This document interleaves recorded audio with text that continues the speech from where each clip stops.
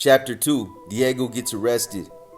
Desperate to avoid scrutiny from an SFPD cop driving past him on routine patrol, Diego Cruz Vasquez cut across the street before he reached the corner at the busy intersection of Eddy and Larkin Streets in the Tenderloin District. A jaywalking infraction technically. Over his shoulder, he caught a glimpse of the officer's side view mirror, and he could see the cop's squinting left eye giving him a hard look. Diego was accustomed to this stare, except in his home country of Honduras, the consequences could be much more severe. The same type of glare from a cop in San Pedro Sula could mean a physical beating, a few years in jail, or even an impromptu death sentence meted out by the ultra-corrupt Honduran National Police. He picked up his pace and quickly ducked into the first coin laundry on Eddy Street. In the United States, illegally, Diego had good reason to be concerned. He had only been in San Francisco for a few weeks, arriving after an arduous journey that included jumping freight trains through Mexico and hopping buses all the way to Houston. He was desperate to avoid deportation. If picked up by local law enforcement and sent back home, his chances of survival would not be good. The customers washing and folding their clothes barely noticed him step inside the busy self-service laundry. He paced nervously a few moments before deciding it was safe to peek outside. He pushed the smudged glass storefront door ajar and looked right, then left. And there was the cop again. The patrolman had circled back around the block in his cruiser. Diego slid back into the laundry and made a critical error. Attempting to blend in with the Tenderloin's recovering drug addicts and working-class Latino women doing their loads of wash, he stripped off his jacket and tossed it into the dryer. He dropped 3/4 into the coin slot and stood motionless, staring intensely at the machine's spinning drum, sweating and nervous. In his sleeveless shirt, he could see now that Diego's upper body was covered in tattoos that screamed his gang affiliation, MS-13. Around him, the laundry customers stole furtive glances at his inked-up torso. There was a time his gang tats had proclaimed loudly to the world that Diego was a serious marrero, a man to be feared and respected. Now they felt like targets on his back. The gang, his gang, although now he was on the run from them, prided themselves on committing acts of extreme violence, much of it committed against their own members who had fallen out of favor with MS-13's leaders. Within the gang, members were made to understand if they ever failed to abide by the rules of La Mara, if they disobeyed an order from MS-13's top shot callers, the big homies, they were as good as dead. Several weeks earlier, Diego had failed in an assignment from the big homies to smuggle hand grenades into an Honduran prison to use against their 18th Street gang rivals. Suspecting that Diego had stolen the money intended to purchase the explosives, the gang had greenlighted him for death. Now, Diego believed a notorious psychopathic killer and MS-13 assassin named Culiche was hot on his trail. Summoned by the big homies to kill Diego, Culiche must be somewhere between Honduras and the United States. Diego pulled his jacket from the dryer and put it back on, wincing as the hot zipper singed his bare skin. He peeked out the door of the laundry again and was relieved to see that the coast was clear. He exited the building onto the sidewalk, making his way around the corner and heading for the nearest underground BART station. As he rounded the corner, the same SFPD cop was standing on the sidewalk, staring at him with arms crossed over his chest. Diego attempted to walk past. "Excuse me, sir," the officer barked. "Si oficio?" Diego responded after an awkward pause. "I observed you jaywalking earlier at the intersection of Eddy and Larkin," the cop said. "Can I see some identification, please?" Diego looked confused, fumbled through his pockets, groping for his wallet. He knew he was in real trouble now and considered making a run for it, but the officer was young and fit, a U.S. Marine type. In broken English, Diego admitted, "No ID, sir." He slumped in resignation against a wall of the closest building. The SFPD cop immediately began barraging him with questions, most of which he did not understand. He asked where Diego was from and what he was doing in San Francisco. The officer tried switching to rudimentary Spanish, which didn't improve the level of communication much. He asked about Diego's tattoos, pointing to the obvious MS on his left ear and 13 on his right. The officer indicated he had observed Diego through the laundry windows and seen his arm tattoos. He asked if Diego had any others on his body. "Sí, officer," the Honduran replied. "Tengo más. Are you a member of a gang?" the cop asked. "No, not anymore, but in a past life," he answered. The officer pushed Diego up against the wall and frisked him for weapons, pulling a wallet from his rear pocket. He inspected an immigration card tucked inside, detecting immediately that it was fake, likely purchased from the Meseros gang in the Mission District, which was widely known as the Bay Area's black market bazaar for forged IDs. The cop told Diego to relax while he made a series of phone and radio calls. Diego heard him say the one word he prayed he wouldn't: immigration.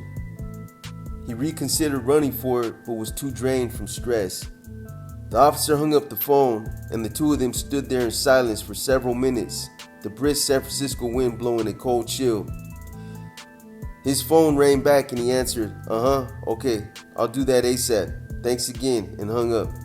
The officer ordered Diego to turn around, indicating he was under arrest for jaywalking. Diego quickly found himself in the backseat of the patrol car with his hands secured behind his back, thinking about the deadly greeting he'd received from his gang upon returning to San Pedro Sula. That's if he made it alive past screening by the Honduran National Police, who were always stationed at the airport. At that moment, there was no way for Diego to realize that his inside knowledge of MS-13 and his ability to survive on the street represented valuable assets for a certain federal agent. His ride in the patrol car was not the first leg of the trip back to Honduras, but merely the beginning of a grueling 4-year odyssey of an investigation involving one of the biggest takedowns of a criminal street gang in American history. MS-13 was founded in Los Angeles in the early 1990s by Central Americans fleeing brutal civil wars in their home countries and crossing into the United States illegally. Most of the refugees originally settled in LA, where the Salvadorian population expanded tenfold during the next 20 years, from 30,000 to 300,000. Criminologist observers of the gang considered its initial formation as a response by some of the younger male Salvadorians to defend themselves against the violent African American and Mexican gangs already established in the city. Many of the Central Americans were experienced in paramilitary or guerrilla warfare. As the MS-13 founders demonstrated their killing prowess on the streets of LA, the gang's reputation grew and its membership expanded with various street criminal types from El Salvador, Honduras, and Guatemala. The name MS-13 stands for Mara Salvatrucha, in which the first word of the moniker, Mara, refers to a fierce, tenacious species of Central American ant, while Salva stands for El Salvador and Trucha is slang for reliable or alert. 13 is the position of the letter M in the alphabet, a sign of respect among the gang for the Mexican mafia, with whom they allied inside U.S. prisons.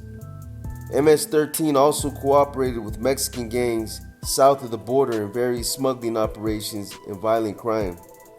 By the turn of the 21st century, MS-13 was spreading rapidly across North America through a network of cliques, or clicas, comprised mainly of illegal immigrants who travel back and forth across the southern U.S. border with seeming impunity. According to the Immigration and Customs Enforcement, ICE, statistics of the 6,600 Central American gangsters arrested in the United States between February 2005 and September 2007, at least 75% had entered the country by crossing the border illegally. MS-13 cliques spawned among larger enclaves of Salvadorian transplants across much of the United States, most of whom were illegal immigrants, but otherwise honest, hard-working folks. Once established leaders of the new cliques reported back up their chain of command to the gang's top leaders in El Salvador, known as the Big Homies. Even though many of their senior gang members lived behind bars thousands of miles away, They managed to call shots on the streets of Detroit, Philadelphia, Houston, Chicago, Baltimore, Los Angeles, San Francisco, and dozens of other cities and towns. From the corrupt and dysfunctional prisons in Central America, they used cell phones, the internet, human couriers, and the U.S. mail to convey their orders across borders and through the gang's rank and file. By 2004, the FBI estimated MS-13 had 10,000 members in the states, responsible for a growing number of violent crimes and murder. Dead bodies were beginning to show up on the streets of Northern Virginia, where many of the FBI's and DOJ's top leadership lived with their own families. A highly publicized case at the time in Washington, D.C. area involved a young gang informant named Brenda Paz, viciously murdered in the Shenandoah National Park. Her badly mutilated body, several months pregnant, was discovered in an isolated fishing spot on the park's riverbank. To the extent MS-13 had a coherent unifying ideology, it was imbued with an allegiance to El Diablo, the devil, whom they referred to among themselves as the Beast. Their signature hand salute was the index and pinky fingers extended outward to form a La Garra, or devil horns. Many of the thugs had devil faces or horns tattooed somewhere on their bodies. When MS-13 members committed some atrocity that shocked moral, law-abiding society, it seemed to be the devil that made them do it. For example, a group of gang members might chop off the limbs and disembowel a victim, or leave a corpse with a couple dozen kitchen knives stuck in it like pins in a voodoo doll. Such acts were performed in ritualistic fashion for the satanic glory of La Mara, as well as to intimidate the adversaries and potential snitches. The gang members' duty to La Mara was codified in a set of regulations, or reglos, which sometimes varied slightly from clique to clique, all demanding a strict commitment to further the gang's interests and keep its secrets. Above all, the rules of MS-13 emphasized that if anyone in the gang violated its oath of secrecy, if he turned rat and cooperated with the cops, he was dead. No matter how fast or far the rat ran, whether to an American city or rural town, or some village in Mexico or Central America, La Mara would hunt him down and exact its vicious revenge.